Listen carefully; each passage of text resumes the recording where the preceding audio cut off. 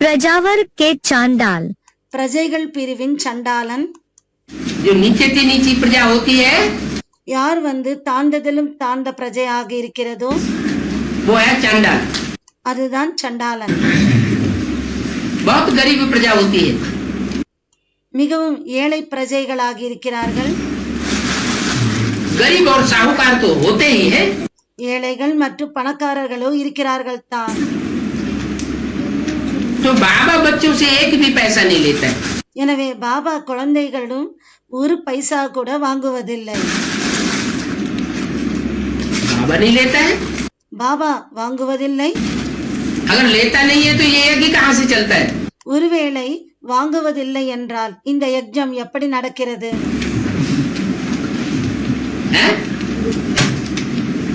नहीं लेता है तो ये यज्ञ कैसे चलता है? வாங்குவதில்லை என்றால் இந்த யஜ்ஞம் எப்படி நடக்கிறது? बिना लिए यज्ञ चलेगा क्या? வாங்காமலேயே இந்த யஜ்ஞம் நடக்குமா என்ன? बाबा बच्चों से मांगता नहीं है। பாபா குழந்தைகளிடம் கேட்பதில்லை। बच्चे अपना कल्याण करने के लिए பாபா குழந்தைகள் தங்களுக்கு நன்மை செய்து கொள்வதற்காக भविष्य में अपना नूध करने के लिए வருங்காலத்துக்காக தங்களுடையதை தங்களுக்காக வருங்காலத்தை உருவாக்கிக் கொள்வதற்காக ही देते हैं यज्ञ தாங்களாகவே யஜ்ஞத்தில் தருகிறார்கள்। करते हैं, बाबा को दरकार नहीं है। பாபாவுக்கு அவசியம் இல்லை, அவர்களாகவே தாங்களாகவே தருகிறார்கள்। लेकिन कोई देते हैं ஆனால் ஒரு சிலர் தருகிறார்கள் और दे करके फिर वापस लेते हैं। கொடுத்து விட்டு பிறகு திருப்பி வாங்கிக் கொள்கிறார்கள்। धन का मिसाल दिया तो क्या बनते हैं? அப்போ பணத்தின் எடுத்துக்காட்டை கொடுத்திருக்கிறார், பிறகு என்ன ஆகிறார்கள்? चांडाल प्रजा बन जाते हैं। சண்டாளன் பிரஜையாக ஆகிவிடுவார்கள்।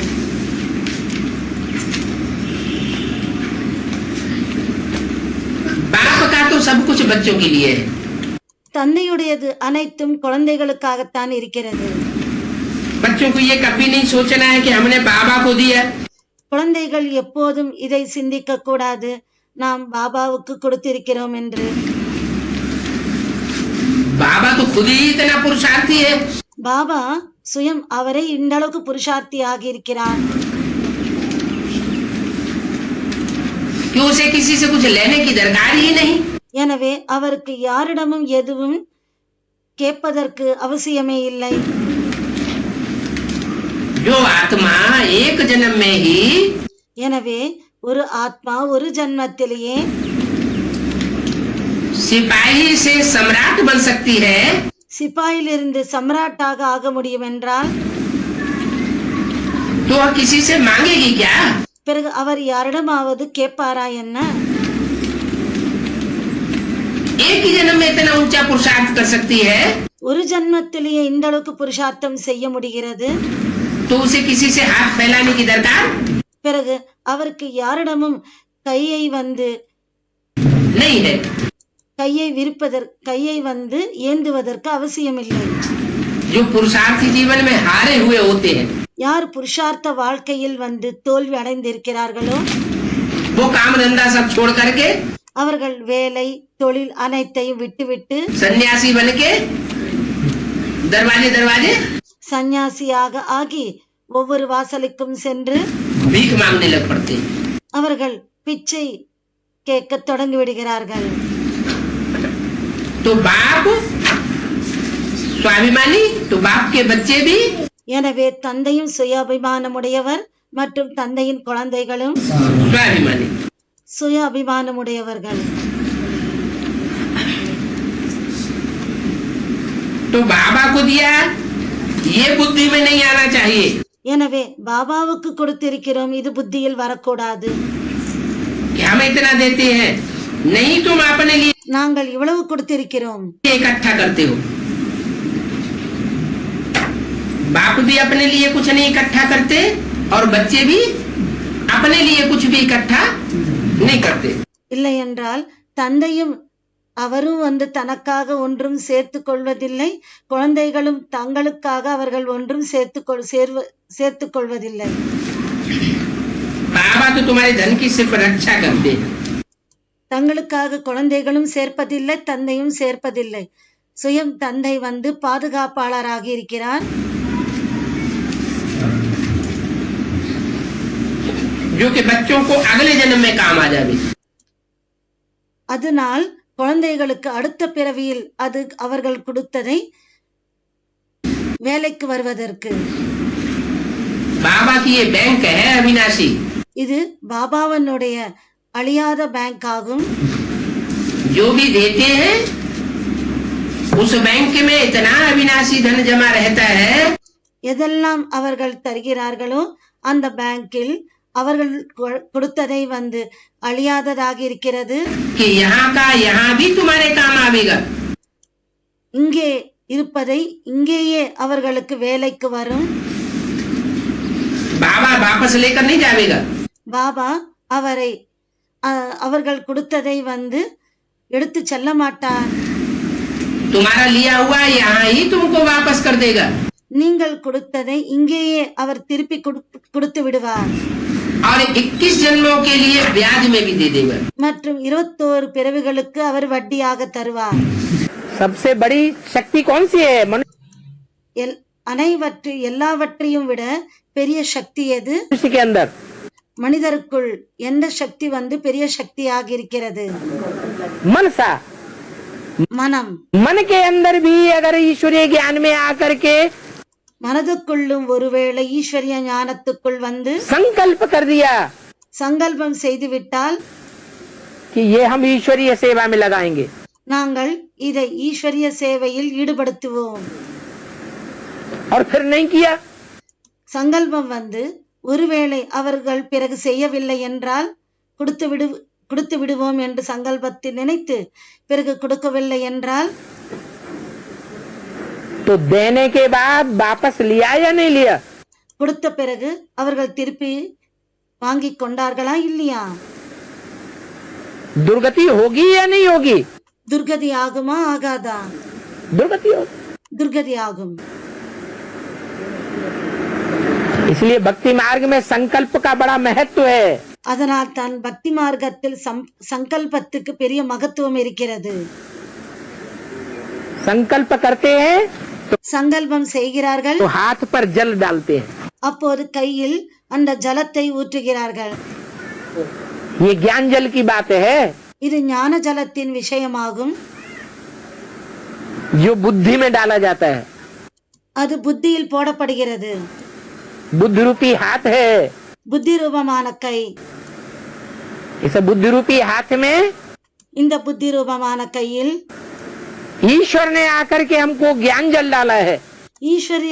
ஈஸ்வரர் வந்து நமக்கு ஞான ஜலத்தை ஊற்றி இருக்கிறார்.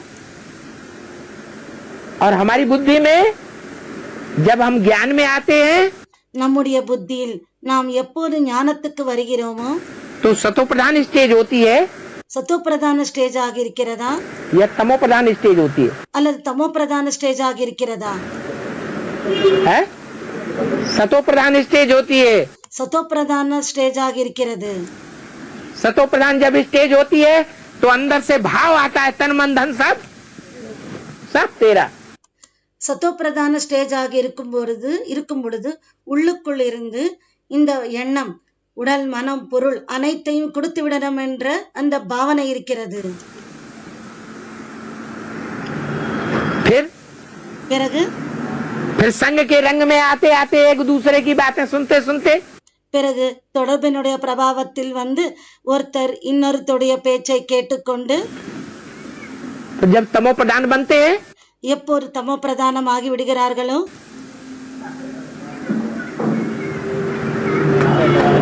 तो वापस करना शुरू कर देते हैं. அப்போது அவர்கள் திருப்பி கேட்க தொடங்கி விடுகிறார்கள். सतो प्रधान होते हैं तो सरेंडर करते हैं. சத்தோ பிரதானமாக இருக்கும் பொழுது சரண்டர் செய்கிறார்கள், सरेंडर होते हैं. சரண்டர் ஆகிறார்கள். और तमो प्रधान बनते हैं மற்றும் தமோ பிரதானம் ஆகும் பொழுது तो सरेंडर पना वापस कर लेते हैं. சரண்டர் செய்ததை வந்து திருப்பி வாங்கிக் கொள்கிறார்கள். देना और देने के बाद वापस लेना. கொடுப்பது மற்றும் கொடுத்த பிறகு திருப்பி வாங்கிக் கொள்வது. तो चांडाल पने की शूटिंग हो जाती है. இது சண்டாளன் ஆகுவதற்கான ஷூட்டிங் ஆகிவிடுகிறது. सबसे नीचे ते नीचा पद कौन सा है?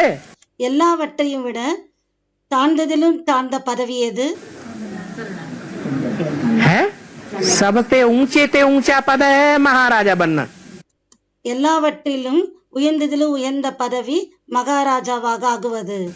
राजाओं का भी राजा बनना. ராஜாக்களுக்கெல்லாம் கூட ராஜா ஆகுவது. और सबसे नीचे ते नीचा पद है எல்லாவற்றையும் தாழ்ந்ததிலும் தாழ்ந்த பதவி क्या? चांडाल बनना. சண்டாளன் ஆகுவது. और बाबा वो धन दान दे करके फिर बाबा से वापस देते हैं तो वो चंडाल बन जाते हैं. பாபா தனத்தை கொடுத்துவிட்டு பிறகு திருப்பி வாங்கிக் கொண்டால் சண்டாளன் ஆகுவார்களா? मकान दान दे के வீட்டை தானமாக கொடுத்து जैसे सेंटर खोलिया धन को दान எது போல சென்டர் திறக்கிறாங்க, किया. तो मकान भी तो அது போல தானம் செய்யறாங்க. धन से ही बनता है. அப்போ அந்த வீடும் கூட பணத்தினால் தானே உருவாகும். बिना धन के मकान थोड़ा ही बन जाएगा. பணம் இல்லாமல் வீடு உருவாகுமா? मुख से भी आवाज नहीं निकलनी चाहिए कि वापस करो. வாயால் கூட சொல்லக்கூடாது எங்களுக்கு திருப்பி கொடுங்கள் என்று. चाबी दे दी हरिश्चंद्र ने. அரே ஹரிச்சந்தர் சாவியை கொடுத்து விட்டார். खजाने की चाबी दे दी. கஜானா சாவியை கொடுத்து விட்டார். देने के बाद कहा चाबी हमें दो, हम तुम्हें देते हैं अभी. கொடுத்த பிறகு எங்களுக்கு எனக்கு சாவியை கொடுங்கள், நான் பிறகு திருப்பி கொடுக்கிறேன் என்று. अरे चाबी तो तुमने दे दी, मांगेंगे हो, मांगना का किस बात का? அரே சாவியை நீ கொடுத்து விட்டாய், பிறகு எதுக்காக நீ திருப்பி கேட்கிறாய்? எந்த விஷயத்துக்காக கேட்கிறாய்? चाबी दे दी माने खजाना दे दिया. சாவியை கொடுத்து விட்டார் என்றால் கஜானாவை கொடுத்து விட்டார். मुख से भी शब्द नहीं निकलना चाहिए. வாயில் இருந்தும் கூட இந்த சொற்கள் வெளிவரக்கூடாது. देने के बाद கொடுத்த பிறகு दे दिया सो दे दिया. கொடுத்து விட்டார் என்றால் கொடுத்து விட்டாச்சு. मन के अंदर संकल्प भी नहीं आना चाहिए. மனதிற்குள் சங்கல்பம் கூட வரக்கூடாது. हमने दिया नहीं. நாங்கள் கொடுக்கவில்லை. क्या? என்ன? भगवान को हम देते हैं क्या? பகவானுக்கு நாம் கொடுக்கிறோமா என்ன? देते हैं या लेते हैं जन्म जन्मांतर के लिए? நாம் தருகிறோமா அல்லது ஜன்ம ஜன்மங்களுக்காக நாம் எடுத்துக்கொள்கிறோமா? हम तो लेने वाले हैं. நாமோ வாங்குபவர்கள். பகவானிடமிருந்து நாம் பெறுபவர்கள். तो मन में भी अगर संकल्प आता है எனவே மனதிலும் ஒருவேளை சங்கல்பம் வந்தால் तो भी पाप बन जाता है. அப்போதும் கூட பாவமாகி விடுகிறது. जैसे झाड़ बहुत बड़ा विस्तार हो जाता है, எது போல மரம் பெரிய விஸ்தாரமாக ஆகிவிடுகிறது. है? और उसका बीज பிறகு அந்த மரத்தினுடைய விதை सार होता है. சாரமாகி இருக்கிறது. ऐसे ही அதே போலதான் वो बीज रूप बाप அந்த விதை ரூபமான தந்தை तुमको इतना विस्तार में समझाते हैं, உங்களுக்கு இந்த அளவுக்கு விஸ்தாரமாக புரிய வைக்கிறார். रुपए में से एक आना भी तुम मेहनत नहीं करते हो. அந்த ரூபாயில் ஒரு அணா அளவுக்கு கூட நீங்கள் முயற்சி செய்வதில்லை. बात सत्यानाश मार दिया. जितना समझाते हैं எவ்வளவு புரிய வைக்கிறார், उतना समझने के लिए और दूसरों को समझाने के लिए அந்த அளவுக்கு புரிந்து கொள்வதற்கு மற்றும் மற்றவர்களுக்கு புரிய வைப்பதற்கு तुम कितना मेहनत नहीं करते. நீங்கள் முயற்சி செய்வதில்லை. रुपए में एक आना 16वां हिस्सा. எந்த அளவுக்கு என்றால் ரூபாவில் அந்த 16வது பாகம் கூட நீங்கள் முயற்சி செய்வதில்லை. अरे एक आना तो छोड़ दो. அரே ஒரு அணாவை விட்டு விடுங்கள். दो पैसा भी कई हैं जो मेहनत ही नहीं करते. 2 பைசா கூட முயற்சி செய்வதில்லை புரிய வைப்பதற்கு. अरे जो भला 2 पैसे से मेहनत करने से भी அரே 2 பைசா அளவுக்கு கூட முயற்சி செய்தாலும் तो भला जा करके वहां स्वर्ग में तो जाएंगे ना. அங்கே சென்று சொர்க்கத்தில் செல்வார்கள் இல்லையா? क्या कहा என்ன சொன்னார்? है? जितना बाप विस्तार में समझाते हैं தந்தை எந்த அளவுக்கு விஸ்தாரமாக புரிய வைக்கிறார், है, उतना अगर उसमें से அவ்வளவு ஒருவேளை அதிலிருந்து 2 पैसा भी समझा तो 2 பைசாவுக்கும் கூட பைசா அளவுக்கு புரிந்து கொண்டால் क्या होगा? என்ன ஆகும்? हाँ, 2 पैसा भी समझेंगे 2 பைசா அளவுக்கு கூட புரிந்து கொண்டாலும் तो स्वर्ग में आ जाएंगे. அவர்கள் சொர்க்கத்திற்கு வந்து விடுவார்கள். 1 पैसा भी मेहनत करे 1 பைசா அளவுக்கு கூட முயற்சி செய்தால் तो भी स्वर्ग में चले जाएंगे. அப்போதும் கூட சொர்க்கத்திற்கு சென்று விடுவார்கள். अरे ये ऐसा है इम्तिहान. அரே இந்த பரீட்சை அப்படிப்பட்டதாகும். क्या என்ன? कहाँ चले जाएंगे? स्वर्ग में तो चले जाएंगे, எங்கே சென்று விடுவீர்கள்? சொர்க்கத்திலோ சென்று விடுவீர்கள். लेकिन प्रजा वर्ग में जाएंगे ஆனால் பிரஜைகளின் பிரிவில் செல்வீர்களா या राजघराने में आवेंगे அல்லது ராஜ பரிவாரத்தில் ராஜ வம்சத்தில் வருவீர்களா या राजा रानी बन जाएंगे. அல்லது ராஜா ராணியாக ஆகுவீர்களா? हाँ, हाँ, पाई पैसे का ज्ञान लेंगे பாய் பைசா அந்த அளவுக்கு ஞானத்தை எடுத்துக்கொள்வீர்கள்.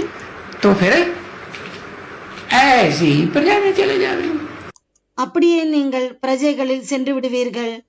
कैसी प्रजा? எப்படிப்பட்ட பிரஜை? प्रजा भी कहते हैं फर्स्ट क्लास प्रजा, பிரஜையும் ஃபர்ஸ்ட் கிளாஸ் பிரஜை, सेकंड क्लास प्रजा, செகண்ட் கிளாஸ் பிரஜை, थर्ड क्लास प्रजा, फोर्थ क्लास प्रजा भी தேர்ட் கிளாஸ் பிரஜை, ஃபோர்த் கிளாஸ் பிரஜை. होती है. चंडाल अंडाल को क्या कहेंगे? சண்டாளனுக்கு என்ன சொல்வார்கள்? प्रजा भी है. प्रजा है कि नहीं? हाँ? பிரஜையா இல்லையா? பிரஜை. कोई होते हैं राजघराने के चंडाल, ஒரு சிலர் ராஜ பரிவாரத்தின் ராஜவம்சத்தின் சண்டாளனாக இருக்கிறார்கள். फिर कोई होते हैं प्रजा वर्ग के चंडाल. ஒரு சிலர் பிரஜைகளின் பிரிவின் சண்டாளர்கள். तो ये ऐसा है इम्तिहान. எனவே இந்த பரீட்சை அப்படிப்பட்டதாகும்.